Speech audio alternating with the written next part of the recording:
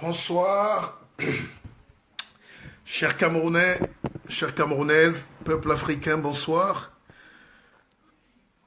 L'histoire nous apprend que nous reproduisons toujours les mêmes erreurs et c'est pour ça qu'il y a souvent les mêmes dérives et les mêmes malheurs qui arrivent aux mêmes personnes. Je causais avec un ami banquier, l'un des grands patrons de la finance mondiale, Mathieu Manding, et au début de la crise de Boko Haram au nord, je m'insurgeais contre le fait que pourquoi nous sommes victimes, pourquoi toujours les mêmes, pourquoi... Il me disait non mais il ne faut pas s'alarmer, les règles du monde sont comme ça. Les zones du monde où il y aura le plus de pauvreté, les zones du monde où il y aura le plus de misère, il y aura les guerres, il y aura les maladies, il y aura le sida, et les mêmes gens-là vont vite mourir. Ça sera les mêmes qui vont mourir. Donc, le combat donc de toute une vie et de toute une nation, c'est de sortir de la zone des victimes, de sortir de la zone des misères. Vous avez suivi, Biya a dit l'autre jour à l'ONU que nous quémandons la paix. Je ne sais pas qui lui a écrit ce discours, mais c'est terrible. Arriver au stade où vous quémandez la paix, ça veut dire que vous n'avez même pas le droit d'exister. Il faut s'imposer la paix. Et la paix, là, elle est encore constructible chez nous actuellement. Rien n'est perdu. Je ne suis pas un alarmiste, mais c'est nous-mêmes qui voulons la guerre. L'Africain veut toujours faire les mêmes bêtises. On n'est pas obligé de faire souffrir les gens. On n'est pas obligé... Bon, écoute, c'est le docteur Martial Bissoc qui parle, hein, Marisette, l'entier, il n'y a pas de thème. Le thème, c'est qu'on peut échanger sur la situation du pays. Voilà. Moi, je suis ouvert. Je ne veux pas qu'on m'impose un thème. Je ne suis pas sur un plateau télé. C'est vous qui faites le thème. Si chacun a une préoccupation pour le pays, il peut en parler, il pose le problème et on essaie de trouver une solution. Voilà. Mais je sais que si j'annonce là maintenant que grande croisade, je vais vous bénir. Vous allez marcher même les aveugles. Vous allez venir, c'est ça? Non, le thème, c'est juste qu'on doit se parler parce que l'heure, j'ai l'impression, j'ai appelé 2 ou 3 amis au pays, ils sont en train de boire au bar. Ils ont raison. Finalement, pourquoi les Blancs ont trop de cancer? Peut-être c'est parce qu'ils se préoccupent des problèmes, même des problèmes urgents pour aujourd'hui et pour demain. Taipi, il n'y a pas de thème. Le thème, c'est le Cameroun, l'avenir du Cameroun. Qu'est-ce qu'on fait? On vous dit que vos frères sont en train de mourir à Bamenda, à Boya et partout. Est-ce qu'il y a 2 thèmes actuellement au Cameroun? Le thème au Cameroun maintenant, c'est le vivre ensemble. Est-ce qu'on laisse l'autonomie aux régions? Est-ce qu'il y a le fédéralisme? Est-ce qu'on laisse le pouvoir aux gens de s'administrer? Est-ce que l'État central va arrêter de voler l'argent des Camerounais pour éviter la guerre civile? Qu'est-ce qu'on doit faire? Voilà. Qu'est-ce qu'il faut faire, mes chers compatriotes, pour éviter la guerre civile qui s'annonce au Cameroun? Voilà. Mais nous, on réfléchit tous les jours. Et je vous dis que ce n'est pas très gai. Et cette manière francophone, justement, de s'asseoir dans son coin et dire, ah, dis donc, qui dégage? Non, vous ne dites pas qui dégage aux gens d'un pays qui sont même citoyens au même titre que vous. Ils ont des problèmes. Et ces gens ont des sérieux problèmes.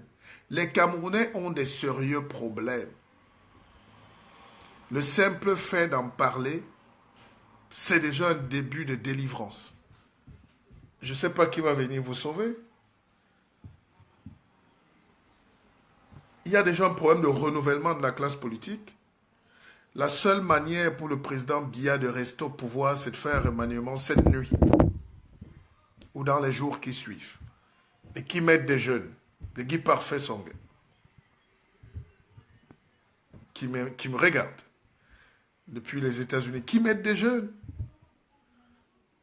Et ils demandent à ces jeunes une seule feuille de route, sortir le Cameroun de la crise. Mettre toute la machine moderne.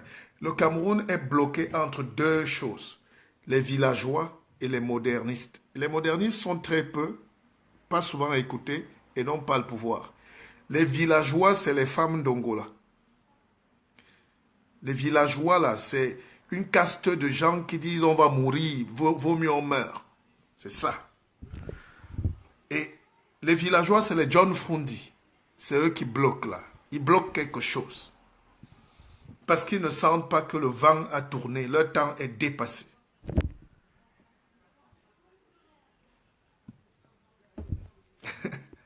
Non, mais vas-y, Guy Parfait. Attends, je t'invite. Guy Parfait. Voilà. Mais interviens, Guy Parfait. Allons-y. Tu sais que la dernière fois, on a fait des scores terribles. Alors, qu'est-ce qu'on peut faire donc pour arrêter la dérive villageoise et sauvage? C'est les sauvages qui font la guerre au Cameroun.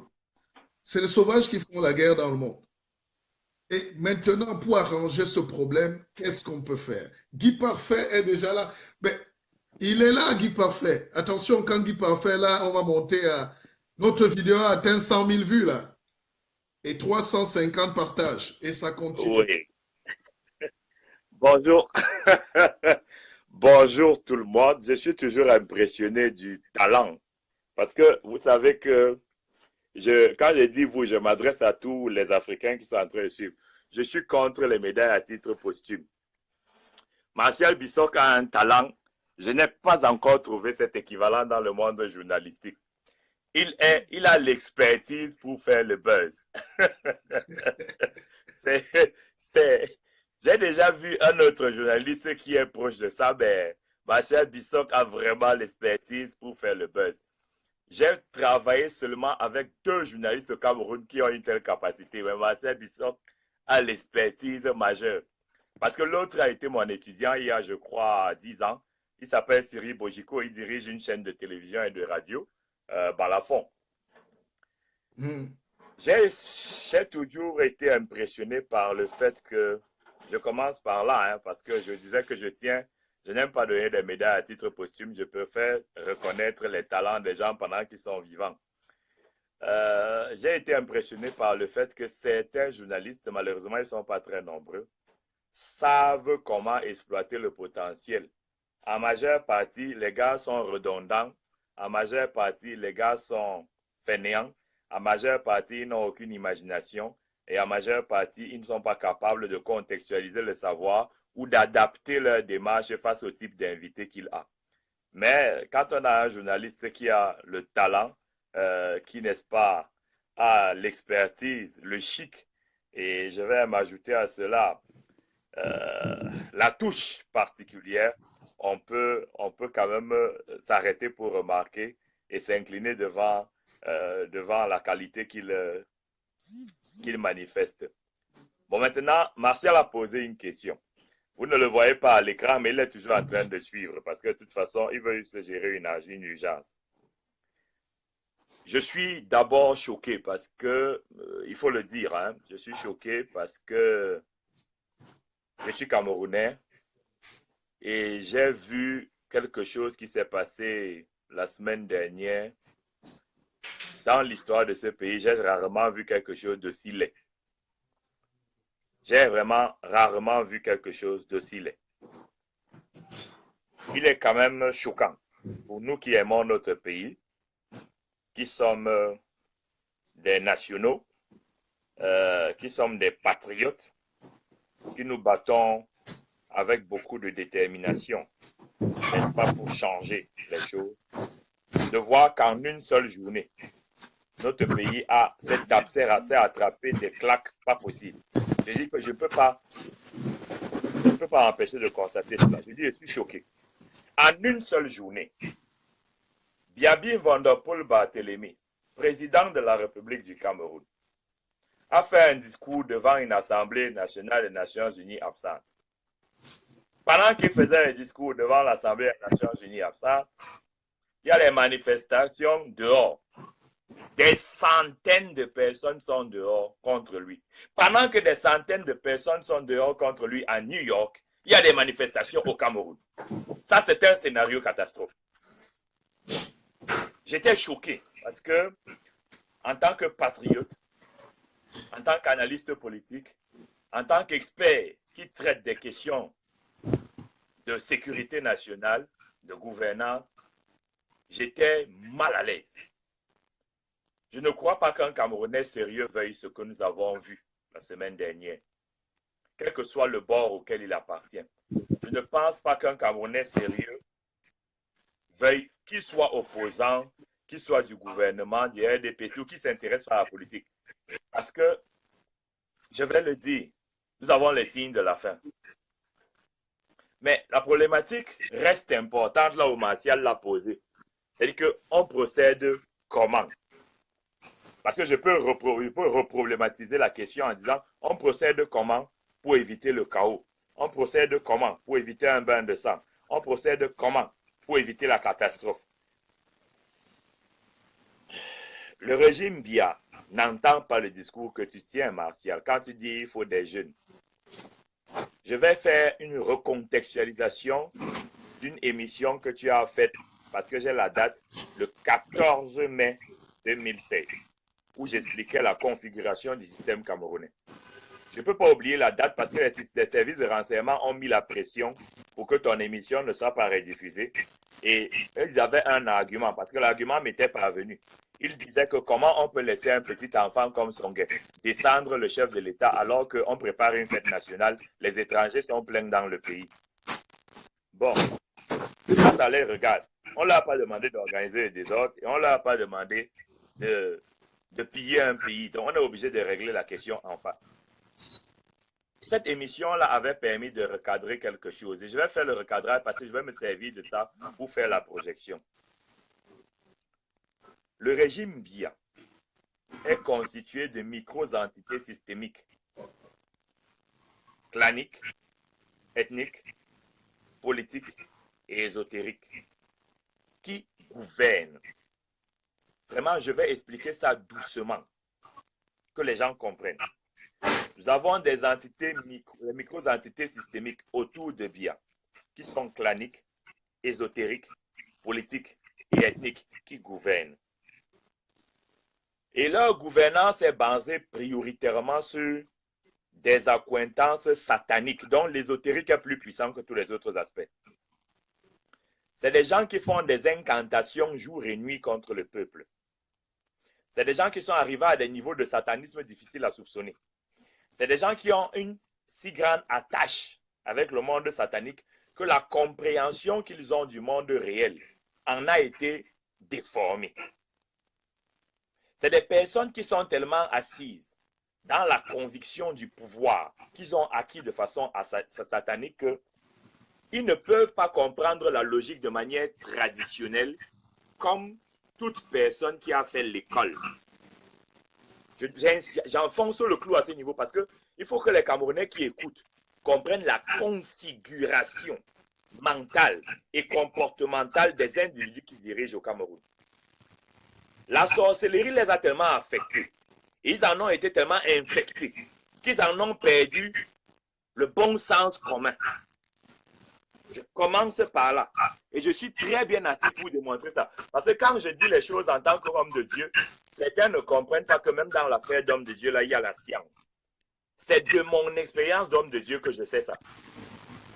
Vous avez dans un régime où les gars sont des satanistes, francs-maçons, rosicruciens hautement gradés, Illuminati, certains sont des Gankars, il y en a qui sont d'Azazel, etc. Je parle des sectes que j'ai eu la grâce de combattre. Je ne parle pas sur des... On se connaît, j'ai brûlé leur totem, leur serpent, j'ai brûlé, leur hyène, j'ai brûlé, leur lion, j'ai brûlé, leur panthère, j'ai brûlé. Je les ai trouvés dans les corps des gens, je les ai brûlés. Et il y en a beaucoup qui vont mourir comme des mouches dans bientôt. Voilà la configuration qu'il y a. Vous avez donc au centre de cette configuration, un homme qui, lui, ayant eu le pouvoir, ayant évalué les forces en présence, ayant conscience de ses connaissances, de ses faiblesses, a développé une expertise qu'on ne trouve pas dans les écoles de sciences politiques. Lui ne gouverne pas. il observe, il évalue les menaces dans les entités qui se font des conflits, entre les entités, et regarde son seul travail. Je suis radical là-dessus. Je suis le premier à avoir dit dans les médias que Biya n'agit que quand il se sent en danger. Je sais de quoi je parle. Ce n'est pas en lisant un livre que j'ai su que le président de la République du Cameroun, Biabi Mvondopoul Barthélémy, n'agit que quand il est en danger. C'est l'expérience dans les rapports au pouvoir qui m'a permis de comprendre ça. J'ai commencé de façon sérieuse à traiter avec ces gens en 2010. C'est moi qui ai écrit le rapport qui est aux Nations Unies sur l'élection présidentielle 2011. Raison pour laquelle j'avais été invité le 6 novembre 2011 à l'émission de Ibrahim Chérif, puisque c'était lui. On appelle cette émission Actualité. Donc, je commence à traiter ces gens. Je dois envoyer à la nation un rapport qui doit aller aux Nations Unies. Et je dois donc faire une copie au gouvernement camerounais par simple logique administrative. Je suis donc obligé de rencontrer un certain nombre de personnes. Et avant ça, à cause du fait que j'avais déjà fait le tour du Cameroun, j'ai commencé à comprendre beaucoup de choses. J'ai rencontré des leaders d'opinion de presque tous les grands partis politiques du Cameroun, y compris du RDPC. J'étais déjà chef d'entreprise. En tant que chef d'entreprise, j'ai eu la douleur de voir comment ces gars ont coulé ma première entreprise. Je suis à ma deuxième entreprise. Donc, j'ai eu donc la grâce d'être un consultant sur les questions politiques, un enseignant d'université, un chef d'entreprise, un leader d'opinion et un consultant sur les questions de sécurité. Ça m'a permis d'entrer dans des couloirs que je ne pouvais pas soupçonner. Et c'est là où j'ai réalisé mécaniquement combien beaucoup d'enseignants d'université au Cameroun sont naïfs, parce qu'ils ne connaissent pas l'environnement politique réel. Ils sont dans des configurations qui ne cernent pas dans leur étendue. J'ai fait un backup, je suis rentré dans le passé pour expliquer aux gens d'où ça me vient de savoir de telles choses. J'ai donc compris que le régime Biya est pourri de la base au sommet. Ce que je dis là, je pèse mes mots. Je n'ai pas peur de quelqu'un. Je dis ça pour que les gens l'entendent. Tu ne risques Quand rien. Vous voyez l'état du Cameroun. Non, vas-y. Quand vous voyez l'état du Cameroun dysfonctionner, c'est parce que les dysfonctionnements sont de la base jusqu'au sommet. Au sommet, il n'y a pas de gouvernance. Les éléments de gouvernance sur lesquels on s'appuie sont des éléments qui sont des éléments d'accointance politique, ethnique, etc. Sans compter tous les autres éléments de partous, des alliances sexistes et tout ce qu'on peut mettre dedans. Et bon, sans compter le népotisme, le tribalisme. Donc c'est tellement pourri que tu n'as pas un niveau dans l'état du Cameroun où tu peux rattraper l'état. Maintenant, ils ont tellement pourri les choses de façon à ce qu'il n'y ait pas la possibilité que l'État en lui-même fabrique des solutions, que la seule option pour résoudre les problèmes au Cameroun, c'est d'oser la différence. Il est impossible de façon structurelle l'État du Cameroun de se renouveler. Puisque sa structure, sa configuration est une structure et une configuration de médiocratie. C'est-à-dire c'est un système d'entretien de la médiocratie. Je vais le dire autrement, d'entretien de la médiocrité. Je vais appeler ça autrement. Quand on semble bouger au Cameroun, on entretient ce que j'appelle une dynamique de l'inertie. C'est-à-dire que tous les efforts sont fournis pour que rien ne bouge. Donc, quand on est dans une logique de dynamique de l'inertie, entretenue par les entités qui dirigent autour du chef de l'État, j'ai dit dirige autour du chef de l'État, plus que le chef d'État, lui, ne dirige pas. Il surveille seulement le danger. Parce que parfois, je parle, les gens ne comprennent pas de quoi je veux parler. Donc, lui, il est assis, il évalue quelles sont les personnes qui sont une menace pour son fauteuil. C'est son seul travail, il n'a pas un autre travail. Il évalue les menaces et il évalue les situations qui peuvent représenter un danger pour lui. C'est tout ce qu'il fait. Lui ne gouverne pas. Donc, si vous voulez résoudre un problème au Cameroun, vous ne pouvez pas compter sur lui. pour qu'un problème soit résolu par Biabin Van der Poel Barthélemy, il faut qu'il ait établi dans son intelligence et sa compréhension à lui que le problème est une menace pour lui-même personnellement. Donc, je préfère ne pas donner le qualificatif. Chacun peut donner le qualificatif qu'il veut à ce comportement. Mais je vous décris la réalité, la vérité du monde camerounais. Mais un tel niveau de déresponsabilisation et un tel niveau d'irresponsabilité est tellement scandaleux, tellement pitoyable, que quand on veut donc résoudre le problème et que l'on sache que ceux qui ont le pouvoir d'agir, d'interagir, de réagir pour protéger la population sont enfoncés dans le bêtisier le plus profond, la question que tu as posée tout à l'heure devient très complexe. Nous sommes des ingénieurs, puisqu'on a la problématique du comment. On procède comment pour résoudre un problème. Les gens n'arrivent pas à comprendre la complexité de la problématique. Voilà donc la configuration qui permet d'aller en profondeur sur la question camerounaise. La question anglophone est un sous-problème d'une configuration, d'une structuration de médiocratie fondationnelle entretenue par des médiocres, des satanistes, des imbéciles, des fainéants. Parce qu'il y a même qui les possèdent anglophones. un pays. Les anglophones dans ce système sont médiocres. Hein? Je dis ceux avec qui le système traite, c'est les patrons de la médiocrité qui ne représentent rien de leur région. Ils sont nombreux. Ils sont très nombreux à être des satanistes hautement gradés. Ceux mêmes qui travaillent avec le régime Biya sur le plan francophone. Donc en réalité, la question anglophone, les gens la voient en surface. Ils n'arrivent pas à comprendre où ça a commencé. La question anglophone, dans l'explosivité qu'elle a aujourd'hui, n'est pas le problème majeur du Cameroun. Elle est un symptôme.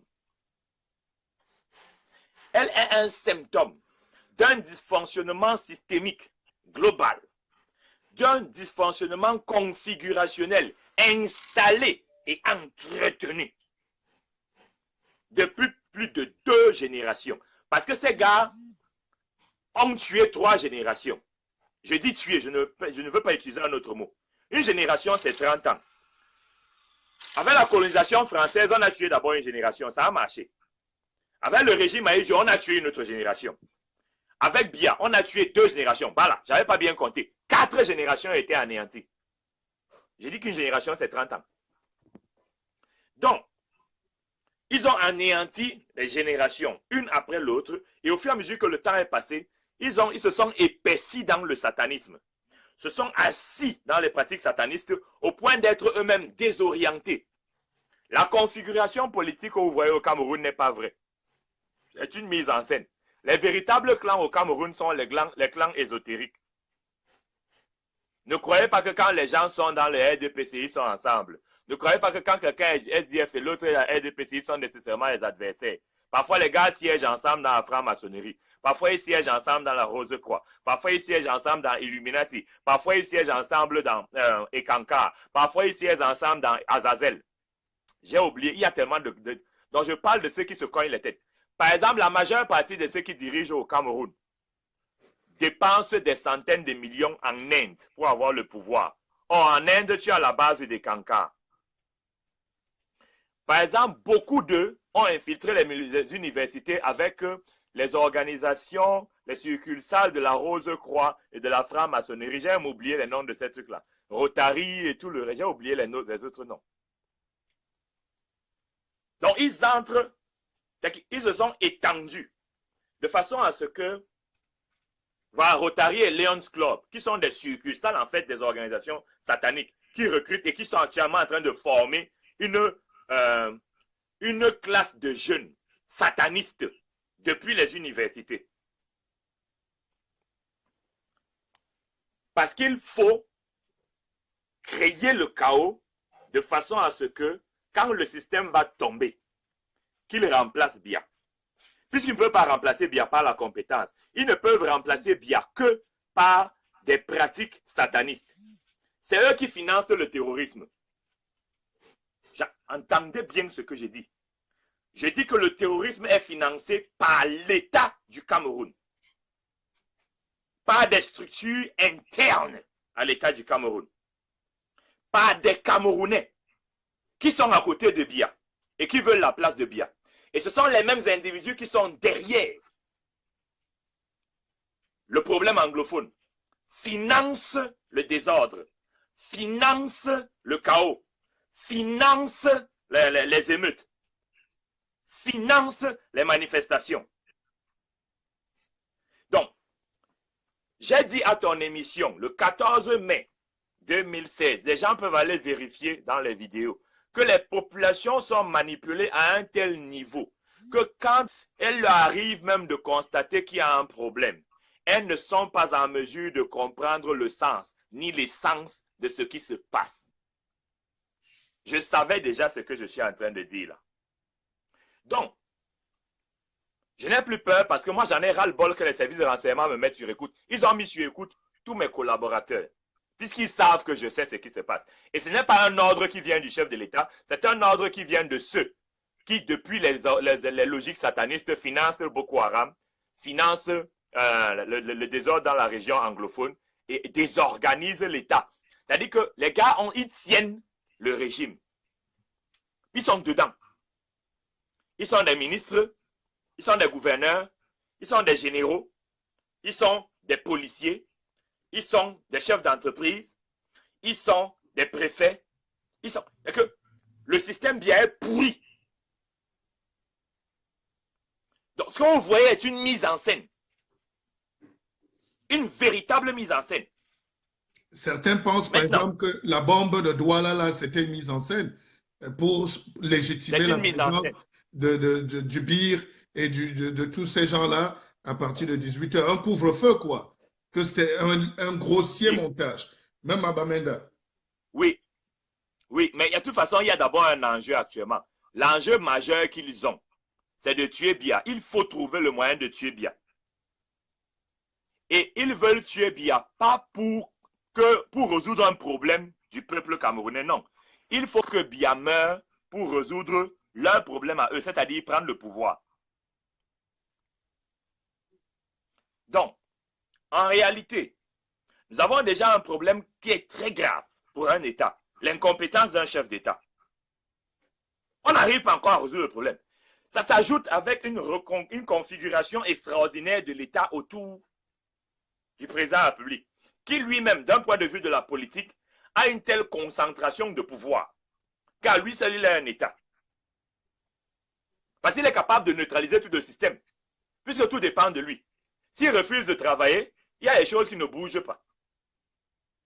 Mais en même temps, pendant que lui, il veille à neutraliser le système, parce que la dynamique systémique peut être une menace pour sa propre stratégie.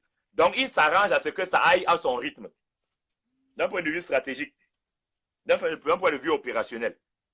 C'est là où maintenant d'autres gars autour de lui, sur la base de la configuration qu'eux, ils ont établie pour prendre le pouvoir après lui, et l'un des éléments configurationnels qu'ils ont établis, bien entendu, est le vol, les détournements et deniers publics, puisque l'argent qui est détourné par les Camerounais individuellement est de très loin supérieur au budget de l'État. C'est parce que je veux protéger l'État du Cameroun que je ne dis jamais certaines choses. Mais je ne suis pas un enfant. Alors, quand on arrive à un tel niveau de configuration et que tu poses la question, une question lucide,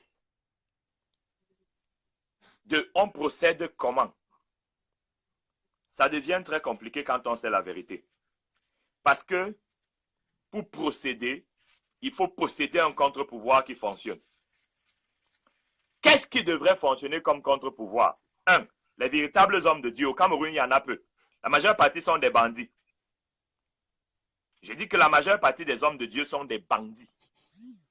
Qu'ils soient dans les organisations traditionnelles, que ce soit le catholicisme et tout le reste, ils sont nombreux à être dans les sectes et très nombreux à être homosexuels. Donc, tu ne peux pas compter sur eux pour éveiller le peuple. Les journalistes sont nombreux à être de malheureux individus qui, parce que on n'a pas regardé les conditions sous lesquelles les gars ont été formés. On n'a pas regardé les conditions sous lesquelles les gars ont été recrutés. On n'a pas vu les conditions sous lesquelles ils sont en train de travailler. Ils sont obligés d'accepter des bakshish et plein d'autres choses. Bon, ils se débrouillent avec le système de corruption à leur niveau. La société civile est truffée de fausses ONG ou d'ONG qui ont été étouffées par les services de renseignement ou d'ONG qui ont été anéanties par, je vais dire ça quoi, les fonds de souveraineté qui sont utilisés pour anéantir toute forme d'émergence. Les partis politiques d'opposition sont majoritairement de faux partis politiques.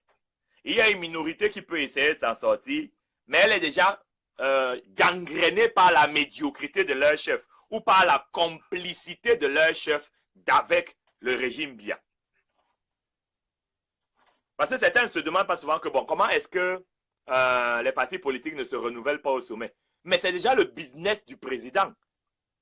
Il ne part pas. Il n'a pas besoin de partir. Il est assis là.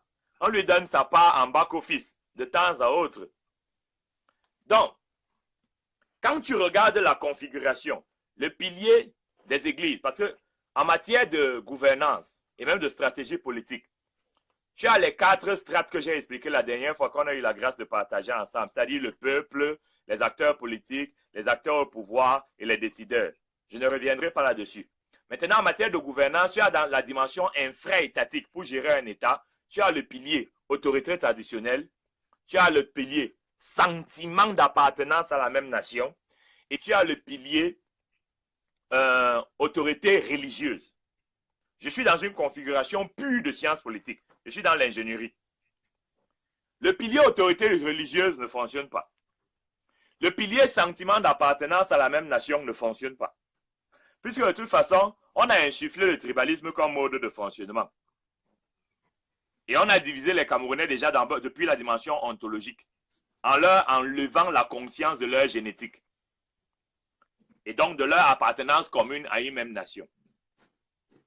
Le pilier autorité traditionnelle est lui-même truffé de bandits. Tu as beaucoup de gars qui sont des chefs traditionnels qui n'auraient jamais dû l'être. Parce que leur chefferie traditionnelle a été établie sur la base de configurations claniques, ethniques, ésotériques ou politiques. Ils ne sont pas de vrais chefs. Ils ne représentent personne. Et s'il faut même rentrer dans la configuration initiale, ils ne sont pas de véritables rois. Parce que c'est les Français qui nous ont apporté l'expression chef traditionnel.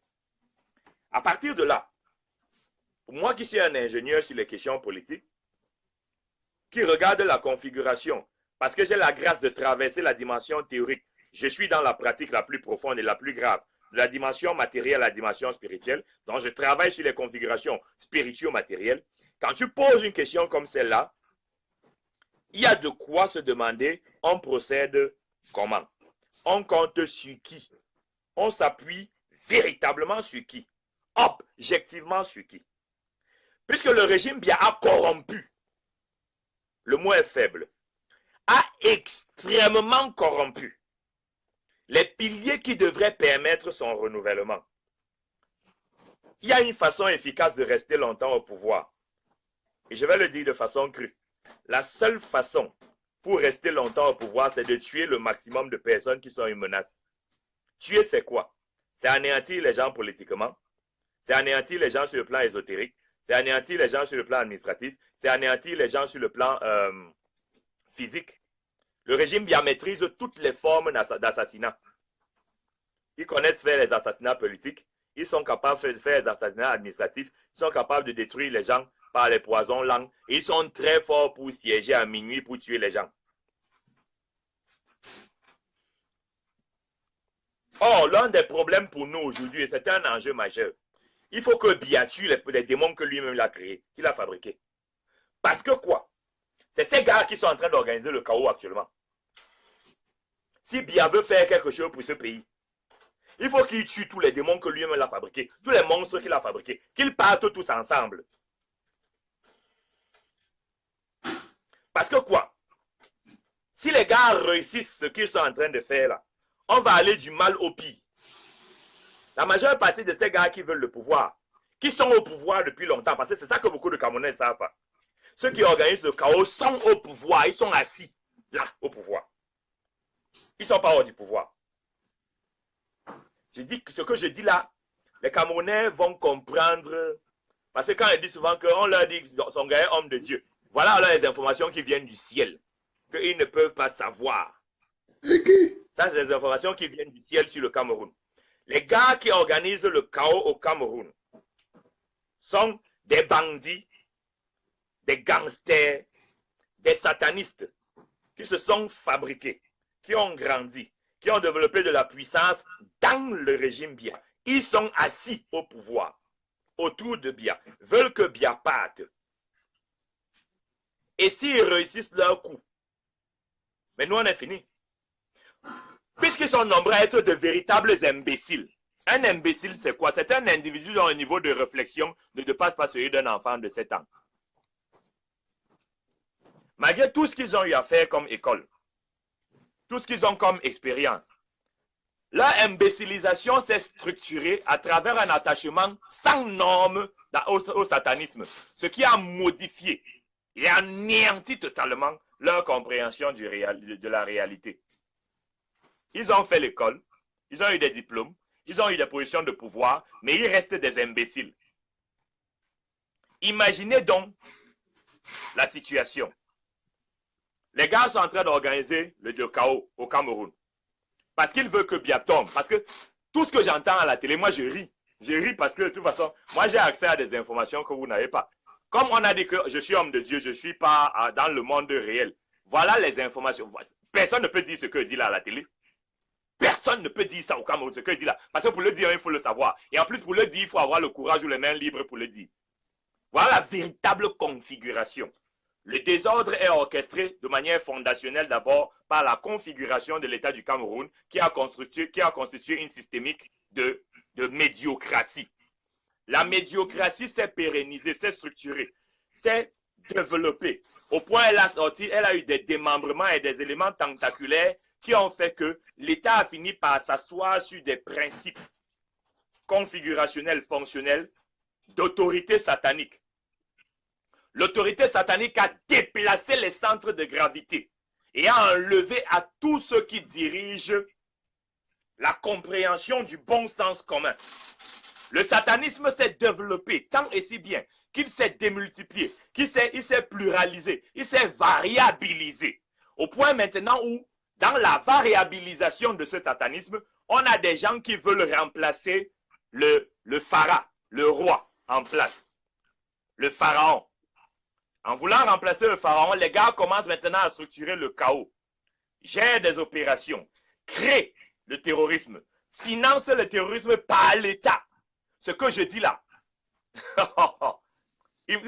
ces gars ont un génie terrible au niveau satanique. Je dis qu'ils financent le terrorisme depuis l'intérieur, par les structures de l'État. Mais tu te rappelles que quand les moulins Tanguy, Fournier, machin, truc ont disparu, on a sorti 7 milliards pour aller y donner au même gars. Après, on a retrouvé les mêmes biens, voilà. Même Shermadou Ali. Enfin, et les biens à Kousseri de 500 €. Je continue. Bon, vas-y. Les mêmes principes satanistes donc détruisent tous les piliers qui permettent à un État de se reconfigurer, détruisent tous les piliers qui permettent à un État de se questionner, détruisent tous les piliers qui permettent à un État de se restructurer, détruisent tous les piliers à un État de l'État qui permet d'avoir une direction et une orientation. Finalement, on arrive à un chaos structurel, configurationnel et fonctionnel. En l'état, si Biya n'a pas l'humilité, je parle d'humilité, de chercher franchement Dieu, il va mourir avant les gars que lui-même il a fabriqués. Je parle comme ça parce qu'on va lui donner la vidéo. Je suis sûr. Il a fabriqué des monstres pour que nous, le peuple, on puisse en sortir. Il faut que lui, Biya, il tue les monstres qu'il a fabriqués. Parce que ce sont ces monstres qu'il a fabriqués qui sont en train de détruire tout un pays, qui sont en train de détruire la réputation d'un pays, qui sont en train de détruire les plus beaux enfants que le Cameroun n'ait jamais conçus. Ils tuent tous les génies. Ils assassinent tous les génies. Ils ont développé des stratégies très poussées. Faux accidents, les maladies, bloquer les carrières, détruire les familles, tuer les enfants des gens, vendre les enfants. Maintenant, financer le terrorisme, neutraliser l'État, détruire la gouvernance, légaliser le satanisme à des niveaux le plus impensables. Biya est victime. Je m'en fous. Ceux qui ne veulent pas qu'ils aillent pleurer. Biya est victime du fait qu'à travers sa façon de gouverner, il ait fabriqué des monstres qui veulent sa tête maintenant.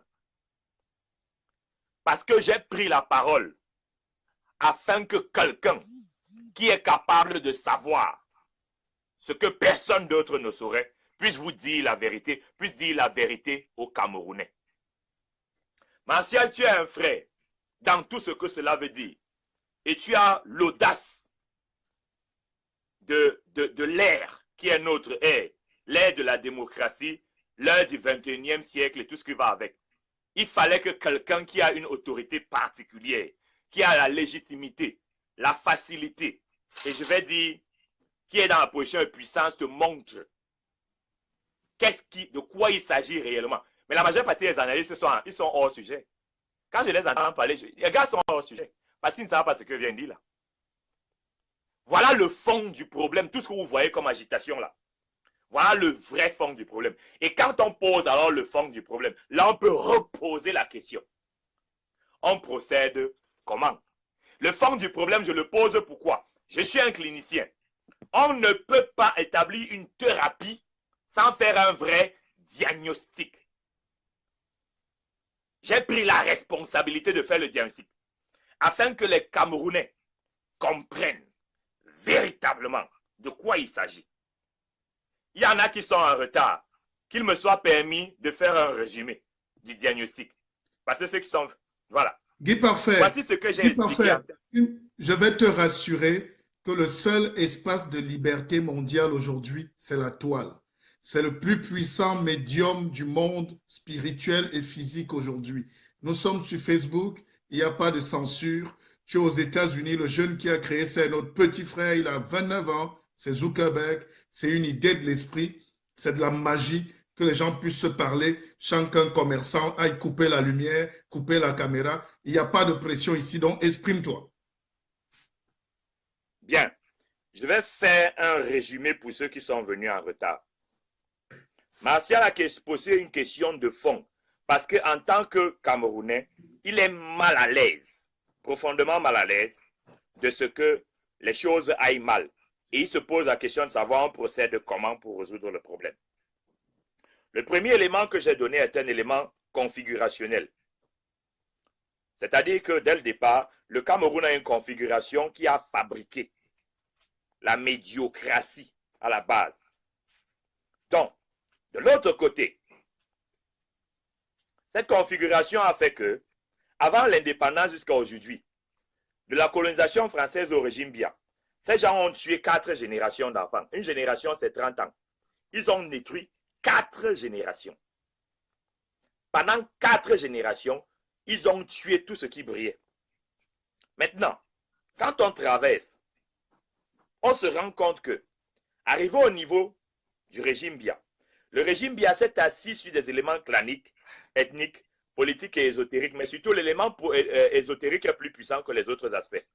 Et à force de développer l'ésotérisme, à force de développer le satanisme, ils ont fini par développer d'autres attitudes et d'autres aptitudes qui font que non seulement c'est eux-mêmes qui veillent à ce que les partis politiques ne fonctionnent pas, c'est eux-mêmes qui ont détruit la gouvernance, c'est eux-mêmes qui ont détruit la configuration normale de l'État qui permettra à l'État de se restructurer, c'est eux-mêmes qui ont détruit les génies qui devraient permettre de questionner l'État, et c'est eux-mêmes qui ont anéanti le système économique. Or, qu'est-ce qui se passe? À cause du mode de gouvernance de M. Biya, de sa stratégie et de sa démarche, lui il ne gouverne pas, il s'assoit là, il regarde quelles sont les menaces vis-à-vis de lui. Lui ne gouverne pas. C'est un pharaon, il règne. En tant que pharaon, il se met là, il regarde quelles sont les menaces pour son siège. Et il a donc établi comme unique travail en tant que chef de l'État, anéantir tout ce qui représente ou tout ce qui représente une menace pour lui personnellement. S'il n'est pas menacé, il n'agit pas. Donc les gars autour de lui qui sont les francs-maçons, les rosicruciens, les gens de la Rose-Croix, d'Illuminati, des Cancars, Azazel, etc., ont pris le pouvoir et ont réussi à se faire nommer à des postes importants dans l'État, se sont infiltrés à des très hauts niveaux même dans l'armée la police, les services de renseignement, les entreprises, les postes de gouverneurs, les ministres, ils sont partout. Ayant donc établi cette première phase de stratégie, Biya a lu seulement moins du centième de la stratégie qui était faite à ce moment. Quand il a lu moins du centième de la stratégie, il a commencé à mettre les gars qui étaient dangereux pour lui en prison. Mais il n'a pas attrapé grand-chose. Biya a une compréhension de moins de 10% du système qui a été monté contre lui. Or, le système a continué à fonctionner. Il a attaqué ceux qu'il croyait être dangereux, mais les autres ont continué à se fonctionner. On est donc arrivé au stade actuel où les gars qui se sont fabriqués autour de Biya, grâce aux entités claniques, ethniques, politiques et ésotériques, mais surtout ésotériques, veulent le pouvoir, veulent faire tomber Biya, veulent à tout prix que Biya meure, et c'est eux qui financent le terrorisme pour détruire l'État, pas pour le bien de la population, au fin de faire tomber Biya. Uniquement pour ça, il faut que Biya meure. Afin qu'eux, ils prennent le pouvoir, eux qui sont des satanistes, avec tout ce qu'ils ont comme attache sataniste. C'est-à-dire que les gars ont leur panthère, leurs lions, leurs tigres, les hiboux, les chauves-souris, et les lézards, etc., les serpents de tout type. J'ai coupé la tête, je me rappelle, il y a un ministre en fonction actuellement, j'ai coupé la tête de sa panthère. Il me dit que comment il peut me permettre de couper la tête d'une panthère qui lui a coûté 25 millions. Mais je m'en fous. Qu'est-ce qu'il faisait dans le corps de la femme que j'étais en train de traiter? J'ai coupé la tête de sa panthère, elle brûlait tout. Ça a cuit comme le méchoui. Après ça, il y a un truc qu'il allait prendre en Inde. J'ai brûlé encore bien. Il dit que comment il peut brûler un pouvoir qu'on lui a donné en Inde. Ça lui a valu 200 millions. 200 millions dans l'argent du contribuable qu'il a détourné pour aller donner en Inde. Un autre qui est un anglophone, Marcia, un anglophone, qui est en fonction. Lui me dit, vraiment, Agodai, tu as tué tout ce que les Indiens m'ont donné. J'ai dépensé 500 millions pour avoir ça. Tu entends ce que les gars font ici au Cameroun? Ils détournent l'argent du contribuable pour aller payer les pouvoirs sataniques en Inde, en Chine, etc., au Nigeria, au Ghana. Possèdent les gens. Donc voilà la configuration. Les gars qui sont satanistes autour de Biya, certains sont même dans l'opposition. Beaucoup sont dans le gouvernement, ont de hautes fonctions. Dans l'armée, la police, veulent remplacer Biya.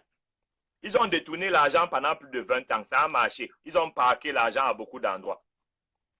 Après avoir fait ça, Marcia, je voudrais dire sur cette toile qu'il y a des gars qui ratent souvent l'occasion de la fermer. Voilà quelqu'un qui vient d'écrire n'importe quoi. C'est que sur la toile, on a beaucoup d'imbéciles. C'est-à-dire que quelqu'un n'arrive pas à comprendre. Non, c'est pas Emmanuel. Ah, ok. Forcément, c'est un Emmanuel ne peut pas être si bas. Oui, je continue. Donc voilà dans la configuration. Ce sont les mêmes gars qui ont cru financer le terrorisme à travers les structures de l'État. Ce sont les mêmes gars qui ont neutralisé le budget de l'État. Ils savent comment détourner des fonds.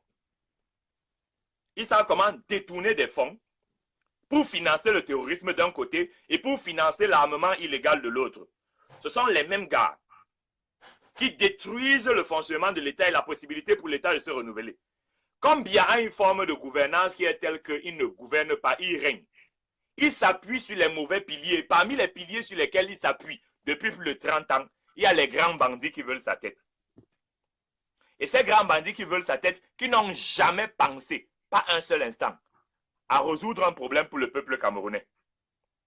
Ils se sont organisés en grand clan sataniste qui doit prendre le pouvoir. C'est l'essentiel. Ils tuent. J'ajoute, ce sont les mêmes personnes qui sont derrière les crimes rituels. Je dis les mêmes. Remarquez que les crimes rituels sont toujours liés à des rumeurs ou à des phases préalables au remaniement ministériel. Ce sont les mêmes personnes qui sont derrière les trafics de drogue. Ce sont les mêmes personnes qui sont derrière le trafic d'ossements humains. Ce sont les mêmes personnes qui sont derrière les trafics de, on appelle ça quoi, d'organes humains. Ce sont les mêmes qui se sont organisés, se sont structurés et qui ont vu qu'il leur faut à tout prix le pouvoir. Maintenant, je vais aller plus loin. Il y a des débats entre eux pour savoir qui doit être chef de l'État. Ils sont pas encore, ils s'entendent pas. Certains disent que non, c'est moi qui ai fait plus de sacrifices que d'autres. D'autres, non, c'est moi qui ai eu plus de sacrifices. Il y a même les traîtres dedans, mais ça n'arrive pas encore à fonctionner bien. On passe, on passe. Ils ont déjà l'armée. Puisqu'ils ont infiltré l'armée. Il y a des généraux au Cameroun. Je dis bien qu'il y a des généraux au Cameroun qui font partie de ceux qui organisent et structurent le terrorisme au Cameroun. Des généraux, des colonels, des capitaines, etc. Tu as maintenant, dans cette configuration, beaucoup de ministres en fonction. Et ces ministres, il est très facile de les avoir en chaîne. Parce qu'ils ont l'autre caractéristique. Entre ministres, directeurs généraux, etc., c'est facile de les trouver parce qu'il y a toujours un qui est la femme de l'autre, qui est le mari de l'autre. Donc, ils forment une chaîne ou plusieurs chaînes. Donc, tu regardes d'un point de vue social habituel, normal, ils ont des femmes, des enfants. Mais à cause de leur attache au pouvoir, ils sont des homosexuels. Ils portent les couches. Donc, tu as cet attachement. Et ils ont donc ainsi structuré le chaos à travers le terrorisme, le chaos à travers la déstructuration de l'État, le chaos à travers le dysfonctionnement des appareils idéologiques de l'État qui pourraient être des sources de renouvellement de l'État. Ils ont tué le milieu des médias parce que ce qu'on voit dans les médias aujourd'hui, c'est une coque. C'est juste une coque. On veut à ce qu'il n'y ait pas de vrais journalistes ou des gens qui... On veut à ce qu'il n'y ait pas de véritables émissions. On veut à ce qu'il n'y ait pas de véritables débats. Et on veut à ce qu'il n'y ait pas quelqu'un qui soit capable véritablement de déranger dans l'espace public. C'est eux qui ont anéanti la société civile. On veut à ce que les véritables organisations de société civile qui fonctionnent soient anéanties. C'est eux qui ont anéanti les partis politiques. Ils veillent même d'abord à ce que le RDPC lui-même ne fonctionne pas. Parce que si le RDPC fonctionne, il risque d'avoir un renouvellement au sommet de l'État. C'est eux-mêmes qui tuent le leadership dans le RDPC, qui anéantissent le leadership à l'intérieur des partis politiques, qui anéantissent le leadership dans les médias. C'est eux-mêmes qui encore, et ça c'est quelque chose d'extrêmement extraordinaire, parce que j'ai travaillé à un service de renseignement pendant longtemps, pour plusieurs raisons, chaque fois on me consultait. Et eux et moi, on ne peut pas s'entendre parce qu'ils ont volé mon argent. Des services de renseignement dans un pays sérieux consultent des experts et sont incapables de payer les experts alors que l'argent a été débloqué. Ils sont nombreux à être des voleurs. Non, les experts, quand ils sont noirs, parce qu'on a connu des voyous ici à Paris qui n'avaient même pas de maison, qui ont pris 2-3 milliards au palais hein, en tant que consultants en communication. Oui. Donc, vas-y. J'ai dit, et je le répète, celui qui peut prouver le contraire, qu'il vienne. J'ai dit que j'ai sauvé Biabin Vanderpoel Barthélemy, président actuel de l'État du Cameroun, d'un coup d'État en 2013. Et on m'a abandonné à l'hôtel, après que j'ai passé des nuits blanches à obtenir une négociation pour annuler le coup d'État. On n'était pas deux. C'est moi qui ai fait ça. Je ne donnerai pas le nom de l'autre personne qui servait d'interlocuteur en Europe. Quand ils ont tout eu, ils ont fui. J'ai dit à Canal Presse, vous pouvez aller vérifier. Et c'est que les services de renseignement peuvent effacer ça parce qu'elle est donnée. Le dernier Canal Presse que j'ai fait, c'était le 27 décembre 2015. Depuis, on ne m'a plus jamais invité à Canal Presse à cause de ce que j'avais dit. J'ai dit que les collaborateurs directs du président de la République avaient donné l'ordre de me tuer. J'ai été traqué pendant 3 mois parce que j'étais tombé sur un dossier où les gars détournaient 9 milliards par mois. J'ai pris une respiration pour dire ça parce que ça risque de passer très vite. 9 milliards 9 milliards que les gars détournaient par mois. Ensuite, j'ai dit que celui qui est directeur du cabinet civil, qui est à mon humble avis l'un des hommes les plus dangereux que la République du Cameroun ait connu depuis sa naissance, Martin Bellinga Eboutou. Cet homme est extrêmement dangereux pour l'État du Cameroun. D'abord, il est dangereux pour le président de la République. Il est dangereux pour le peuple camerounais. Le directeur du cabinet civil. J'ai dit que cet homme m'a fait venir à son bureau pour me menacer à la présidence de la République. Donc, quand j'explique de telles choses et que je parle du Cameroun en tant qu'expert qui a la grâce d'être enseignant d'université, qui a la grâce d'être consultant, qui a la grâce d'être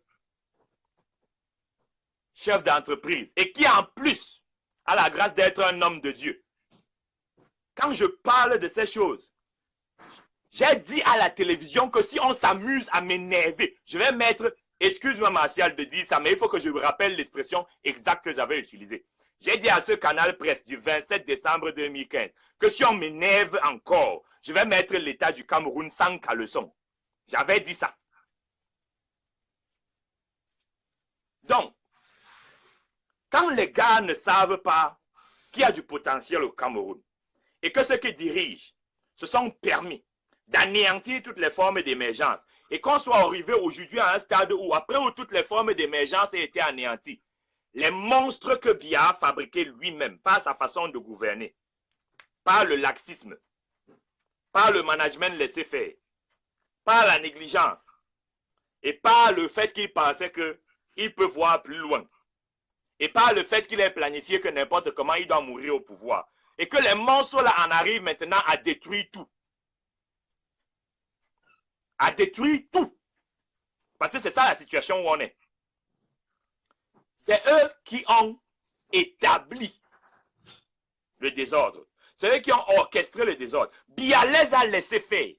Biya n'a frappé qu'une minorité de ceux qu'il pensait dans son entendement et son niveau de renseignement, de compréhension. Il n'a frappé que ceux qu'il voyait comme étant une menace pour lui. Le reste, il les a laissés sur place.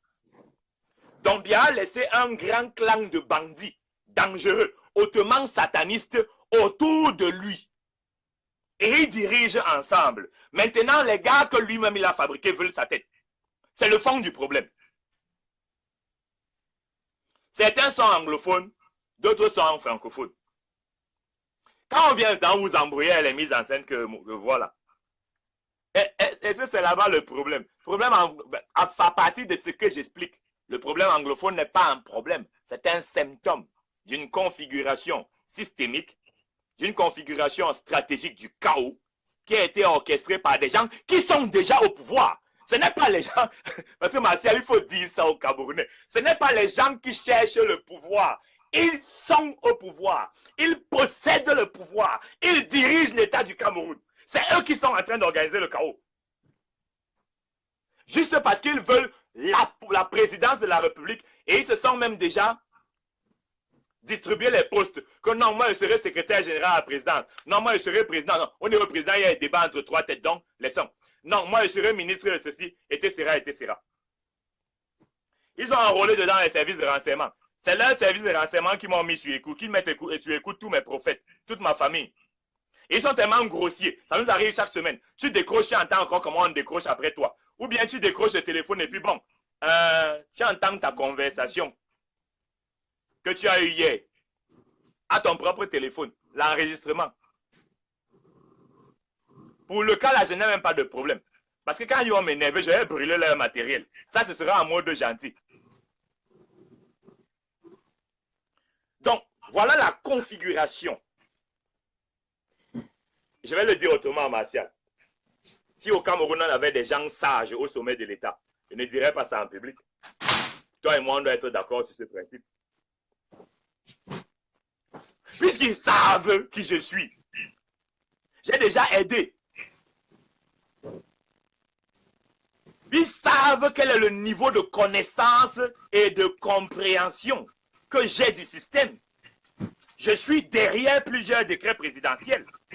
Je suis derrière plusieurs arrêtés ministériels. J'ai les dossiers. Ce sont les mêmes gars, et j'ai expliqué ça au niveau du résumé tout à l'heure. Ce sont les mêmes gars qui ont veillé à ce que les vrais hommes de Dieu ne fonctionnent pas au Cameroun.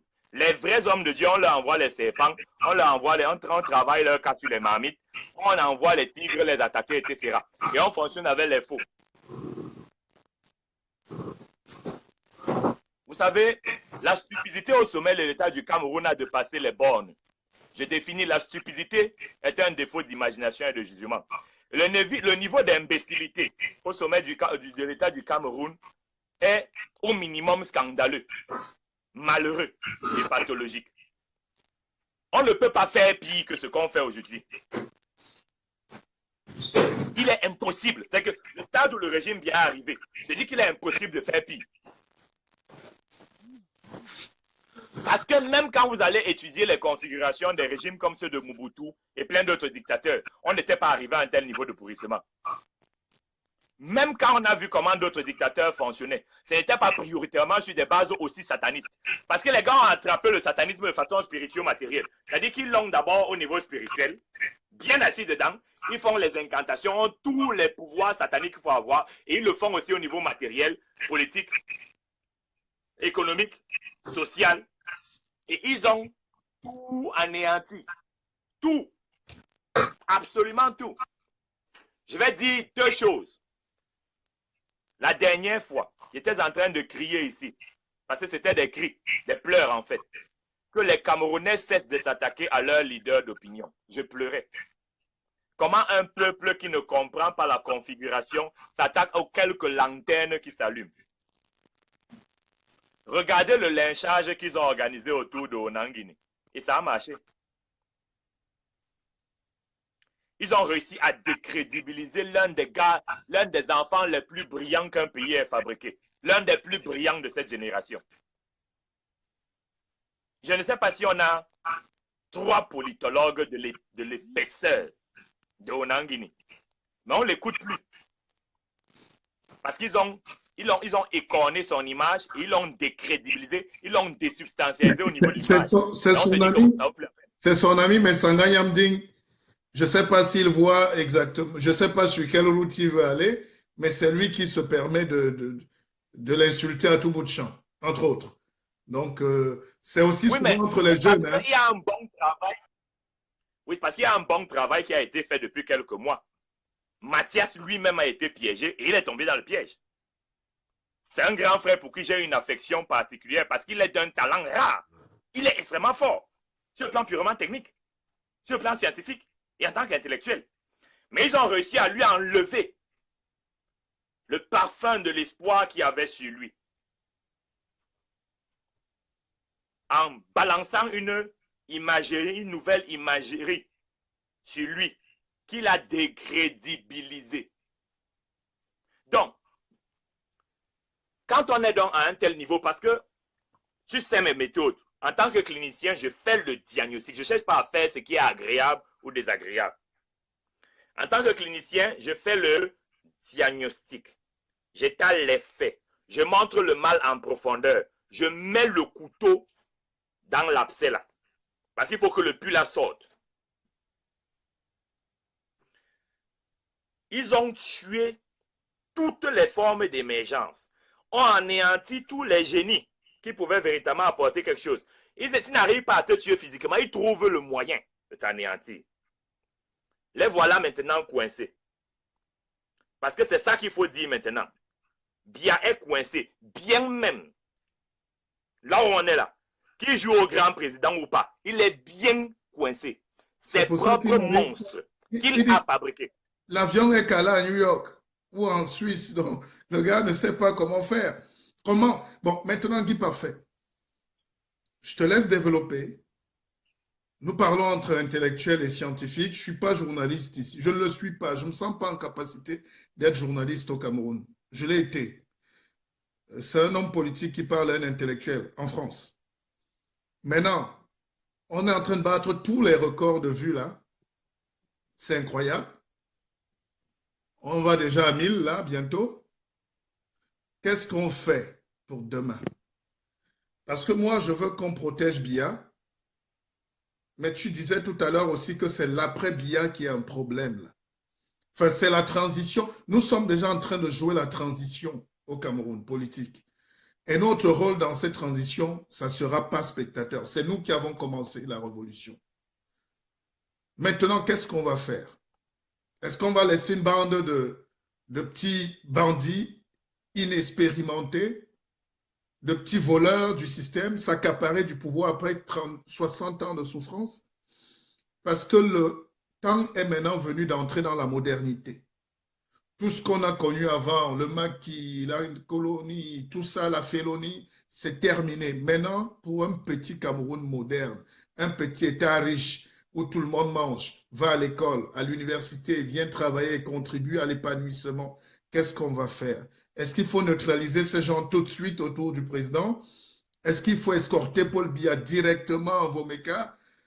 Est-ce qu'il faut le garder à Genève? Qu'est-ce qu'on peut faire? C'est ça la question. Pour qu'il n'y ait pas de bain de sang. Ça a commencé, hein? Ça a commencé là. Bien, je vais répondre en essayant d'être le plus réaliste possible. Parce qu'il y a quand même les logiques de réalisme. Vous vous rappelez ce qui s'est passé en février 2008? Ce que la presse française avait appelé les émeutes de la faim. Bien, j'étais contre l'analyse de la presse française sur cette appellation, les émeutes de la faim, parce qu'en fait, les émeutes qui avaient lieu au Cameroun montraient un malaise et un mal-être qui s'étaient accumulés sur plusieurs années. Or, il y avait eu une faiblesse stratégique lors des émeutes de la faim, appelées dites de la faim de 2008, le février, c'est qu'il n'y avait pas des représentants, des interlocuteurs du peuple en face. Il faut bien faire très attention à ces détails. Quand le peuple peut se soulever et que l'on ne puisse pas dire à qui est-ce qu'on parle maintenant,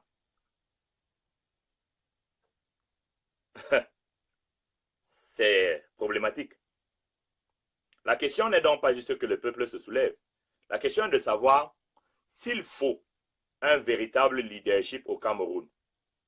Qui représente le peuple au Cameroun aujourd'hui? Mais c'est la question qu'on essaye de justement. Enfin, je te laisse une minute, mais je voulais quand même dire que c'est important. Il n'y a pas d'alternance sans leader. Et regarde bien ce qui se passe du côté de Bamenda et de tout ça. Le nouvel avocat là, Bala Congo, il représente un nouveau courant et je vois mal les Frundis en train. Parce que les Frundis ont laissé leurs petits, leurs adjoints, leurs remplaçants, qui sont impopulaires, inconnus et pas brillants. Ils veulent nous imposer la médiocrité. Voilà des jeunes brillants avocats qui sortent et qui sont en train de prendre un leadership là-bas. De ce côté comme de ce côté-ci. Chez nous, dans la partie francophone, on a essayé de laminer tous les espoirs. On a déshabillé tous ces gars. Ils ne parlent même plus. Pour qu'ils s'imposent à eux-mêmes, en se nommant entre petits-fils et fils, sous-préfets, préfets et tout, ils commencent à infiltrer l'administration. Qu'est-ce qui peut se passer? Comment le leader naturel va se lever au Cameroun?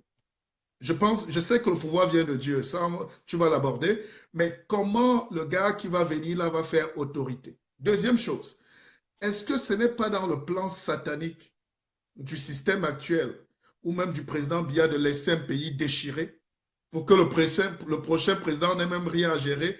Peut-être le prochain Cameroun va se résoudre à aider si chaque Cameroun se disloque. Alors, le leader va sortir d'où?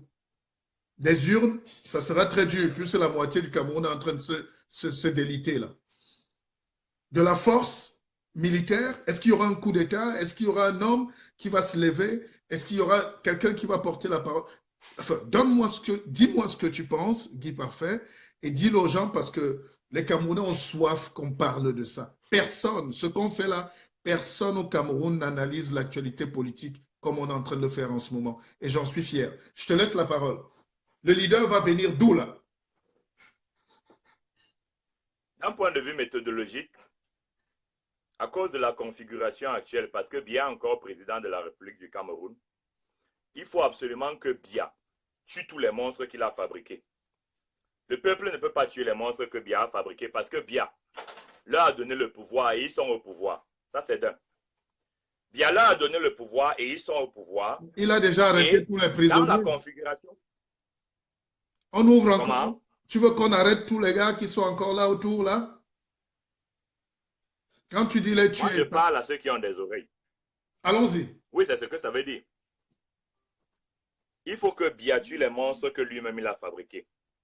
Et pour qu'il tue les monstres qu'il les a fabriqués, qu'il a fabriqués lui-même, que son système a fabriqué, il faudrait qu'il fasse preuve d'une humilité qu'il n'a jamais eue. Il faut que Biya fasse preuve d'une humilité qu'il n'a jamais eue. Et là, je m'adresse directement à lui, parce qu'il sait qui est en train de parler. il a une pêche qui est tendue. Il faut qu'il la prenne. S'il n'accepte pas de s'humilier, il n'a aucune chance de neutraliser les monstres qu'il a fabriqués. C'est le stade actuel, présent, urgent. Donc, si Biya ne tue pas les monstres qu'il a fabriqués, de manière mécanique, naturelle, il va mourir. Soit parce que les gars vont réussir à l'assassiner, parce que c'est le plan qu'ils ont le concernant, soit parce qu'il va mourir suite de maladie. Et il va donc nous laisser un pays dans le chaos. Or, les monstres qu'il a fabriqués ont le pouvoir, sont dans le pouvoir, et il n'y a que lui qui a la signature pour les neutraliser. C'est d'abord la réalité. Je dis que mais pour qu'il puisse faire ça, il y a une pêche qui est tendue. Lui, il comprend ce que je dis. Il faut qu'il attrape. Qu'il accepte de s'humilier en attrapant cette pêche-là. Là, il aura la grâce de rendre pour une fois le plus grand service qu'il rendra à l'État du Cameroun. C'est d'anéantir lui-même, pendant le peu de temps qu'il lui reste en tant que président de la République, les monstres qu'il a fabriqués. C'est l'option la plus simple pour nous. Parce que ce sont ces monstres qui sont en train de tuer actuellement. Ce sont ces monstres qui fabriquent les manifestations. Ce sont ces monstres qui financent le terrorisme. Ce sont ces monstres qui ont mis un État à terre. Ce sont ces monstres qui ont volé. Parce que pour le vol, si on donnait les diplômes, les gars là auraient dans le rang de maître de conférence en vol. C'est des voleurs hors pair. Parce qu'il y a des domaines où ils sont forts. Le satanisme, ils sont assis dedans à des niveaux très avancés, mais le vol aussi. Ils sont assis dedans à des niveaux extrêmement avancés. Beaucoup de Camerounais se sont jamais demandé mais pourquoi est-ce qu'on vole autant. L'explication est très simple. Les gars volaient et volent toujours afin de se constituer un fonds de guerre. Ils avaient déjà planifié, ça fait longtemps. Depuis la période où on parlait du G11, où il y avait une rumeur sur le G11, ça existait déjà. Donc, il y avait déjà une planification pour prendre le pouvoir autour de Biya. Et grâce à Biya, par Biya, l'anéantir. Il y a quelques accointances internationales que je ne peux pas dire ici, pour des questions de secret, de secret défense. Parce qu'il y a certains pays occidentaux qui accordent des soutiens à ces gens. Et il y a certains individus, parmi lesquels des chefs d'État en fonction ou des chefs d'État qui sont déjà partis, qui accordent des soutiens à ces gens. Donc, ça c'est l'option la plus simple. Configuration principielle, initiale, bien anéantir les monstres que lui-même a fabriqués. Il part lui-même. Il nous laisse un pays qu'on peut reconstruire sans la pourriture. Deuxième cas de figure, Biya refuse l'humilité, refuse de s'humilier, refuse de faire ce qu'il faut faire pour tenir. Parce que la seule possibilité pour Biya, pour tenir la barge, la barque, et anéantir ceux qui veulent le tuer. C'est une affaire là, maintenant on est dans le western, quoi. Le premier qui tire atteint l'autre. La seule possibilité pour Biya d'anéantir les gars qui veulent le tuer, parce que les gars veulent sa mort, c'est de s'humilier. Ils refusent de s'humilier, ils vont le tuer. Sans aucun doute. Il peut avoir peur pour 2 tonnes, ça ne va rien changer. Les gars qui veulent le tuer marchent avec lui. Ils sont avec lui. Ils font partie de son système. Donc s'ils veulent le tuer, n'importe comment ils vont réussir. Il ne pourra pas leur échapper. Ils vont le tuer. Ils vont le tuer. Ils sont incapables de le tuer toute sa famille en une journée. Au stade actuel où je parle là. Il est bien entre leurs griffes comme ça. Les gars le tiennent. Ils ont eu un moment de... Il faut juste se synchroniser. Donc, passer cette possibilité-là, si Biya refuse de s'humilier dans l'urgence, si Biya refuse vraiment de s'humilier et d'attraper la pêche qui lui est tendue, les gars vont le tuer. Et ils vont maintenant rester discuter entre eux sur qui doit prendre le pouvoir. Mais pour que ça marche, ils vont tuer beaucoup d'innocents Camerounais. Parce que tuer Biya va nécessiter de créer plus de chaos, donc de tuer plus de civils, plus d'innocents, à travers un certain nombre de phénomènes qui servent à distraire ceux qui ne connaissent pas leur stratégie. Donc c'est ça le problème. Et c'est ça la configuration réelle de l'affaire. Si Biya refuse de s'humilier, le seul service qu'il aurait pu rendre à l'État du Cameroun en situation de crise va devenir le cauchemar de toute une nation et de plusieurs générations. On devra s'appuyer sur des leaders extérieurs au système Biya. On devra s'appuyer sur des leaders extérieurs à la systémique gouvernementale, gouvernante. On devra s'appuyer sur un bain de sang pour que dans le bain de sang et à travers le chaos, le peuple finisse par désigner pas un leader, des leaders ensemble vont gérer. Qui président, qui ceci, qui cela. Je vais aller très loin maintenant. L'un des enjeux majeurs pour ces gars actuellement de tuer Biya, c'est quoi? C'est qu'il n'y ait pas d'élection présidentielle l'année prochaine.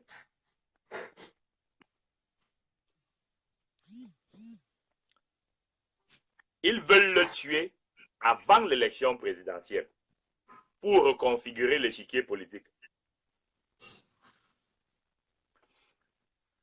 C'est...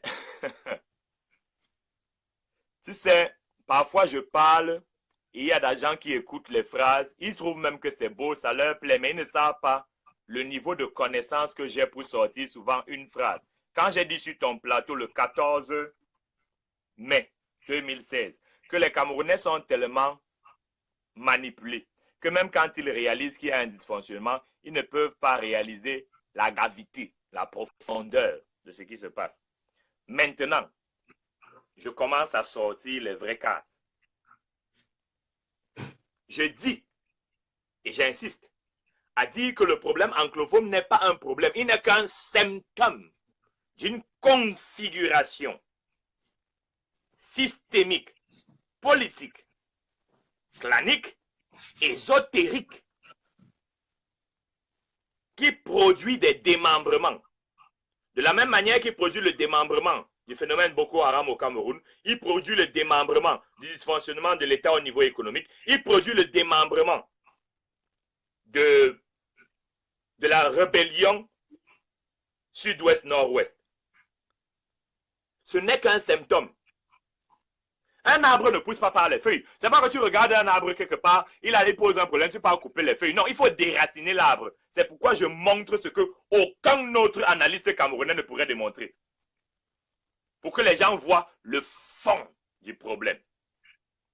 Et que les gens véritablement voient le grand enjeu. Voici le véritable enjeu. L'enjeu est la vie ou la mort de Biya avant la possibilité de remplacer les piliers de l'État. L'enjeu est l'entretien de Paul Biya au pouvoir ou pas. L'enjeu est la prise de pouvoir par les gangsters, les bandits, les délinquants et les satanistes que le régime Biya a eu à prendre, a eu à fabriquer. Voilà le fond du problème. Si je n'avais pas les mains libres, je ne pourrais pas dire de telles choses. Et si je n'avais pas un certain niveau d'autorité, par la grâce de Dieu qui m'a établi, je ne pourrais pas parler comme ça. Parce que le régime Biya a brillé par sa stupidité vis-à-vis de moi. Et continue à briller par sa stupidité. Aujourd'hui, en attendant de voir, si on ne sait jamais, quelque chose peut lui arriver en dernier ressort. Je dis au peuple camerounais ce que peut-être il comprendra plus tard. Maintenant, prenons le deuxième cas. Biya ne s'humilie pas, que Biya refuse de s'humilier, parce qu'il est dans une bulle, cet homme. Parfois, la bulle se pèse, mais il la reconstitue très vite. C'est-à-dire que Biya ne connaît pas le Cameroun comme vous et moi. la connaissance que le Cameroun a, Biya du Cameroun, est une connaissance artificielle. Mais je vais apporter un paradoxe dans ce que je vous dis là. C'est l'homme le plus renseigné au Cameroun. En dehors des systèmes de renseignement habituels, Biya a créé ses propres systèmes de renseignement.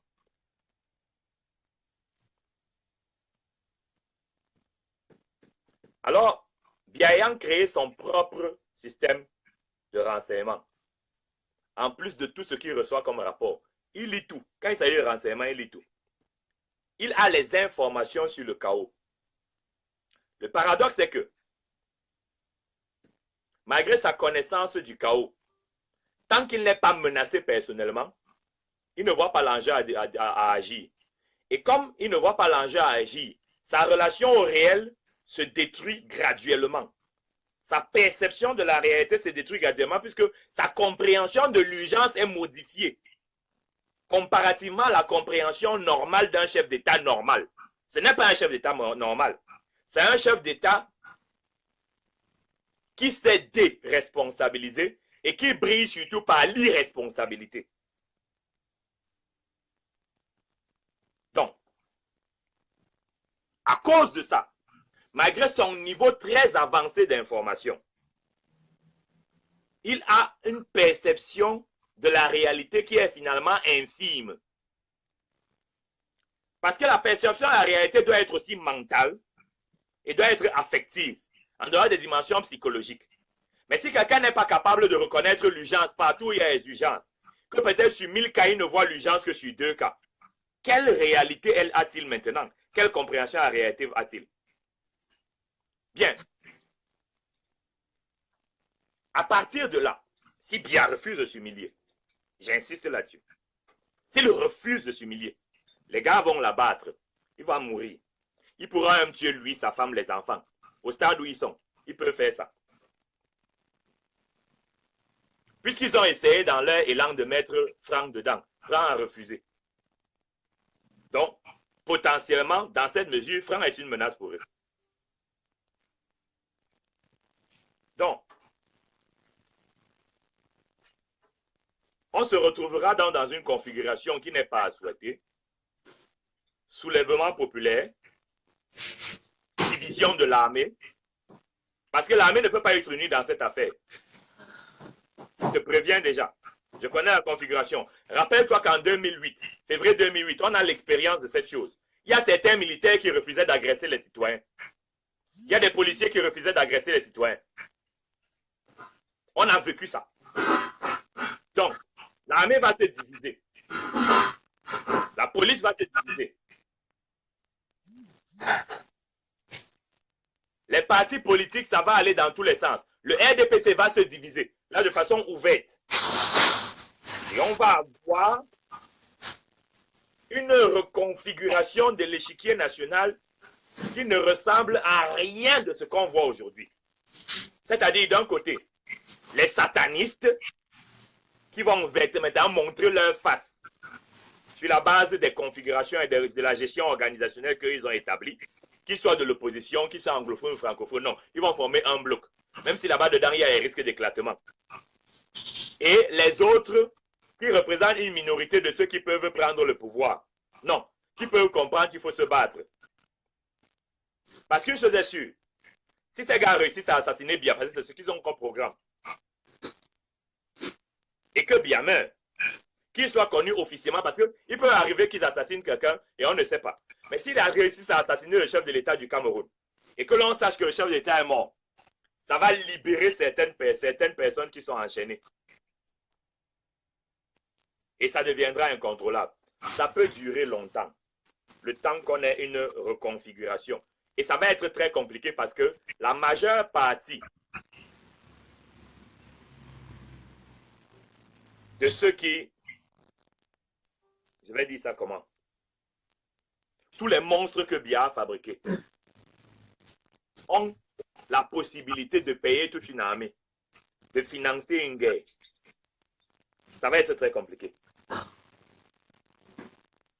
Donc, ils vont essayer d'avoir le pouvoir par la force, Puisque si Biya disparaît, il y a certaines personnes enchaînées qui vont se soulever, comme un ressort qui est resté longtemps compressé, comprimé. Il y a beaucoup de gens qui vont bondir. La diaspora va tomber sur le Cameroun avec une brutalité rare, de tous les côtés. Les gars vont venir des différents pays pour revenir au Cameroun parce qu'ils veulent chacun avoir. Ça va être une cacophonie pas possible. Donc l'option la plus simple est que Biya s'humilie. Il reprend le contrôle, anéantit les bandits, les délinquants, les sorciers, les gangsters qu'il a fabriqués et donne la possibilité d'une transition pacifique. Je peux le dire autrement pour conclure mon propos. Les gens les plus dangereux dans le pays qu'on appelle le Cameroun, ce sont les gangsters, les satanistes qui se sont constitués autour de Biya et qui ont une position de pouvoir dans le régime Biya actuellement. Donc j'ai essayé de répondre à ta question avec le plus de réalisme possible et avec le plus de rigueur possible pour que les gens comprennent la gravité actuelle de la situation et que les uns et les autres ne comprennent pas, ne voient pas la mise en scène. Tout ce que vous voyez est une mise en scène. Boko Haram est une mise en scène. Il y a beaucoup de choses qui sont des mises en scène. Ce sont des Camerounais, des nationaux, qui dirigent actuellement l'État du Cameroun, qui sont derrière le désordre orchestré que vous observez. Alors, Guy Parfait. Que... Non, je te laissais chuter. Je croyais que tu avais fini. J'ai terminé. Ok. Donc, on a fait 1h30, 45 même. Le constat est simple. Les Camerounais ont besoin de ce petit moment pour se sentir exister. On ne peut pas exister si on ne résiste pas. Et au-delà de tout, il y a une valeur spirituelle à prêcher. Je l'ai dit dans L'Afrique et son cancer du côlon, mon livre à succès, ici à Sciences Po. J'ai dit que le taux de négativité est corrélatif et subséquent au degré de misère d'un pays. Plus il est élevé, plus le pays aussi n'est pas développé. Plus il est élevé, moins le pays est développé. C'est-à-dire, plus les gens sont haineux, méchants et jaloux dans un pays et prônent la misère, la mystification et le satanisme, plus le pays est pauvre. Et c'est ce qu'on est en train de vouloir. Et les gens nous donnent raison parce que les gens ont envie qu'on leur parle, surtout en ce moment. Et toi, tu es quelqu'un de spécial. Pour moi d'abord, intellectuellement, tu es calé, mais tu restes mon jeune frère. Hein? Et j'ai toujours vu que le génie qui sommeille en toi ne s'exprimait pas à la mesure, à la dimension de ce que tu es. Parce que dans les grands pays, on laisse parler les lumières. Chez nous, on allume parfois la lampe pour la mettre sous le lit. C'est ça le paradoxe. Vous-même, vous allez chercher le pétrole, la mèche, la bougie. Vous mettez la lumière, mais vous la mettez quand même sous le lit parce qu'elle dérange. Elle éblouit. Et nous avons cette responsabilité d'aller de l'avant. Les gens ne peuvent pas savoir l'énergie spirituelle et intellectuelle qu'on dégage à faire ceci. Et c'est ce qu'on appelle être un leader. Tu n'as pas voulu répondre à la question. Je pense que demain, on en reparlera. Quel type de leader pour demain? Après Biya, là, puisqu'il va partir, c'est certain. C'est une question de timing maintenant. Le prochain président du Cameroun, c'est qui? Pour ne pas dire il sera comment? On va aller de la notion scientifique pour avoir une définition maintenant spécifique. Le président du Cameroun, il n'y a aucun État qui est vacant. Même les États les plus voyous ont un chef. Est-ce qu'on veut les chefs de guerre comme en Libye? Je ne pense pas. Est-ce que ça sera un no man's land? Non. Si nous sommes une république, il y aura un chef. Et c'est quoi le chef? C'est qui le chef demain? Certainement pas ce que je vois là. Tous ces peureux qui fuient, tous ces peureux lâches qui évitent d'affronter le vrai débat. Ça, le Camerounais n'en a pas besoin. On est en train de chercher le leader et peut-être qu'il est juste à côté de vous. Merci Guy Parfait, bonne soirée. Je ne sais pas quelle heure il est là-bas aux États-Unis. On se prend demain. Dans l'état où je suis en Virginie, il est 13h30. On peut donner rendez-vous au peuple à titre exceptionnel qu'on donne rendez-vous parce que là, 2 fois de suite, on a fait des émissions exceptionnelles alors qu'on n'avait pas rendez-vous. La connexion est souvent spirituelle. Je laisse souvent les choses se faire, mais là, effectivement, demain, donnons un rendez-vous. Toi, quelle heure t'arrange? Quelle heure est-il à Paris actuellement? Il est 20h moins 20.